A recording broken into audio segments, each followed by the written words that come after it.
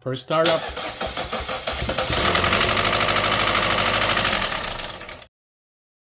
Alright guys, here's the Chevy Trax. We got all the engine and all the pieces back together. We got the coolant in there. We checked the oil. Oil level is good. We got the booster pack going. Alright, go ahead. First startup. It's not supposed to start, bro. We had to prime the oil. We had to prime the oil and get the oil going.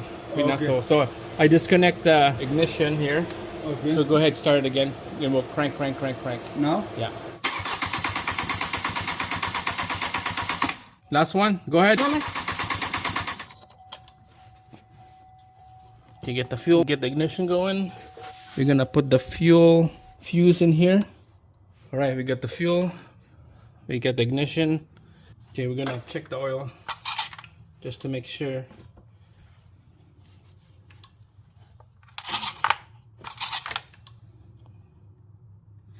A little bit low.